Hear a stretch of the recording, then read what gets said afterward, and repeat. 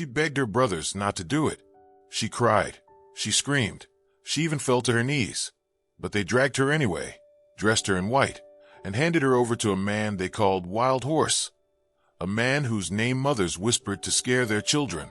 A man no one truly knew, because those who tried never returned. And that night, in a freezing, broken-down cabin far from anyone who could hear her screams, she lay alone with him. What he did that night didn't just change her. It shattered everything she believed about her family, her past, and herself. But by dawn, one of them would never open their eyes again. She never wanted to get married. Not like this. Not to a man no one really knew, only feared. Her name was Avelina, a girl of only 17, living in a remote desert village where daughters were treated more like property than people. Her brothers, strong, stern, and bitter after the loss of their father, had taken control of the household. When a man from the distant highlands came riding in, fierce as a storm and silent as the night, they saw a deal, not a danger. They called him Wild Horse, not because of how he rode, but because he couldn't be tamed. He was said to live with wolves, said to have no family, no heart, no past, only scars. Scars no one dared ask about. His face was hard, his voice low, and his eyes, they looked like something had died inside them long ago. He came to the village just once a year, only to trade skins and meat. No one ever saw him stay a full night, until now. He spoke to her brothers in hushed tones, offering not gold, not land, but something darker. No one knows what the bargain was. All Avelina knew was that one night, her brothers entered her room, faces stiff, eyes cold, and told her, "You're getting married tomorrow." No ceremony, no warning, just a cruel whisper before the storm. She cried. She begged. She even dropped to her knees, clutching her eldest brother's hands, pleading, "Please, not him. Anyone but him." But they shoved her back like a sack of shame, telling her it wasn't up to her. "This is not love," they said. "This is survival." And the next morning, she was dressed in white, not the kind stitched with hope, but with silence and fear. Her veil was torn lace. Her lips trembled. Her eyes searched the horizon, hoping for something, anything, to stop it. But the sun rose, the village gathered, and Wild Horse stood waiting. He didn't smile, didn't speak, just watched her like prey being offered to a predator. When they handed her over, his hand closed around hers like a chain. Cold, heavy, final. That night, they rode away from the village on horseback. She didn't know where he was taking her. She didn't ask.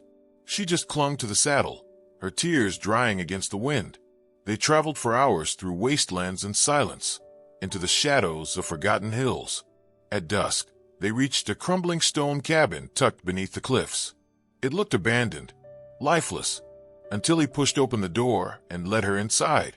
There was no bed, just furs on the floor. No light, except a dying fire in the hearth. No warmth in his voice. He said only one thing that night. "You sleep there."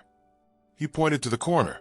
Then he turned his back and sat by the fire, sharpening a blade that looked older than the mountains. She lay awake, trembling, every crack in the walls sounding like footsteps, every gust of wind like a scream. Her heart pounded, waiting for what he'd do, what he'd say. But he never moved, just kept sharpening that knife until the fire went out. At midnight, she tried to whisper a prayer, but her throat was too dry, her lips too cracked. She thought of her mother, who died when she was 9, and how she used to sing her to sleep. She wished for her voice. She wished for a way out. She even wished for death. Anything but this silence, this dread, this man. Then suddenly, he stood up, the knife still in hand. Slowly, he walked toward her.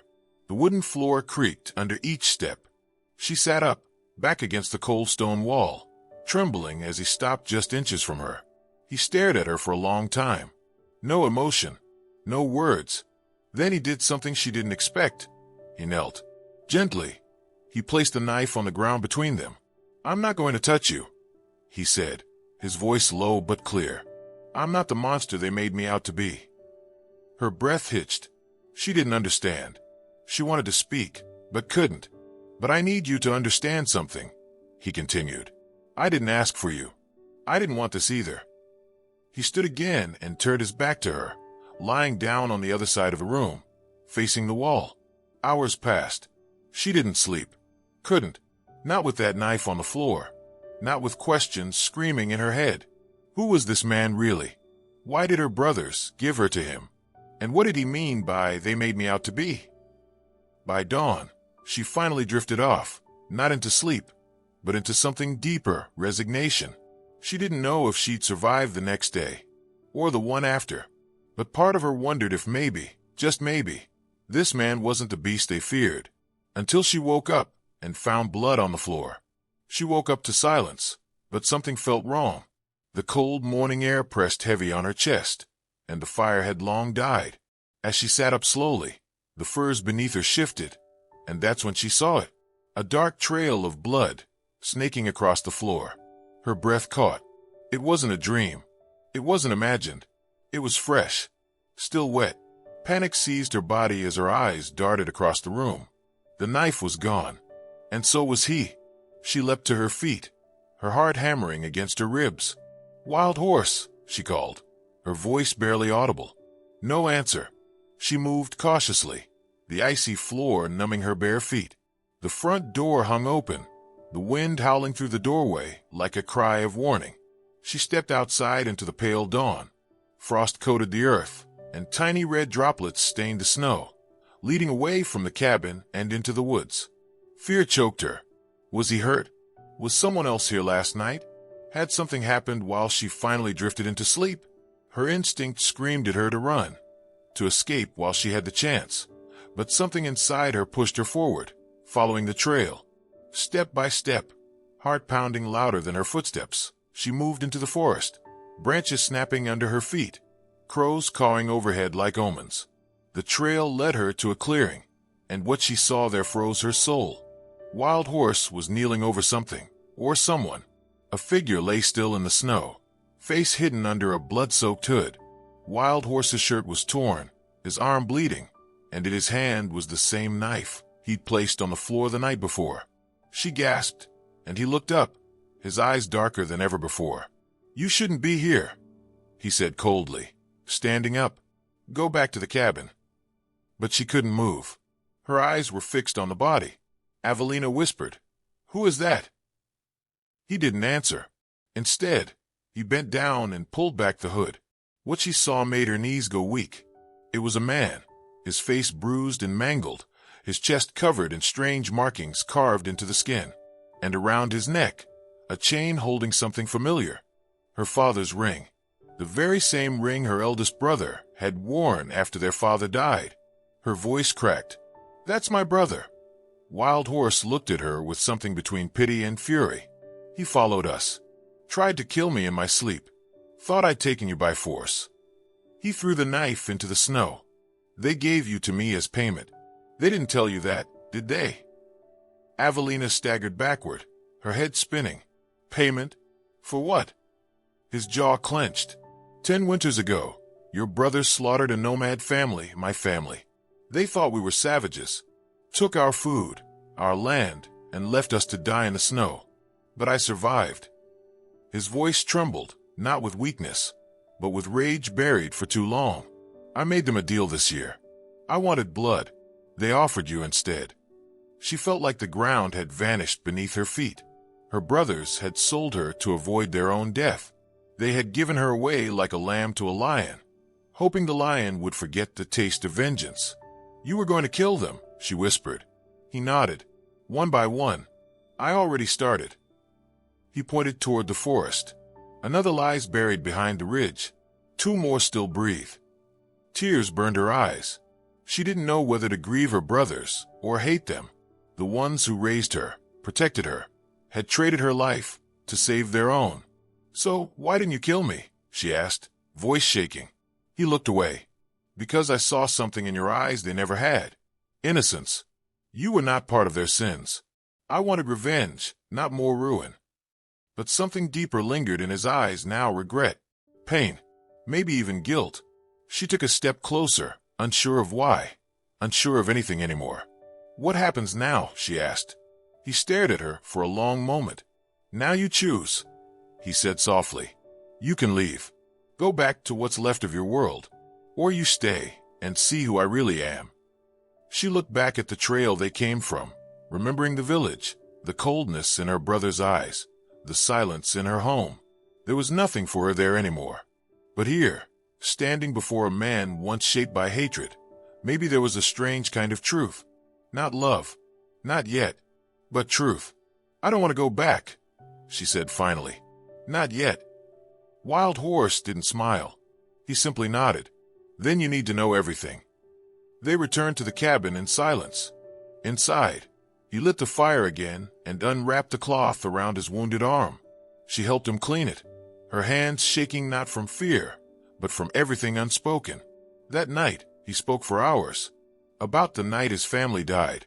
About how he survived in caves, eating roots and snow. About the burning in his chest that never left until he saw her, crying, trembling, innocent.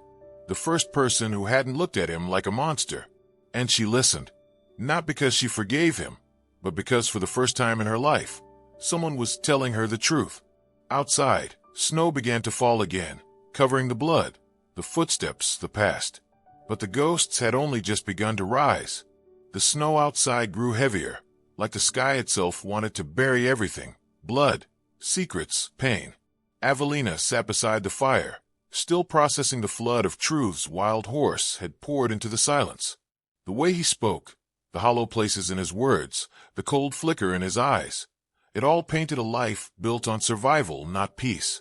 And yet, in the last few hours, something had shifted between them. Not trust, not quite, but the fragile thread of understanding. He stared into the flames, his face tired, older than his years. There's one more thing, he said, voice low. One more truth I didn't tell you. Avelina turned toward him, a quiet knot forming in her chest. What is it? He reached into his coat and pulled out a worn leather pouch. From it, he slid a small, folded cloth, stained with time. This was hers, he said, placing it in her lap.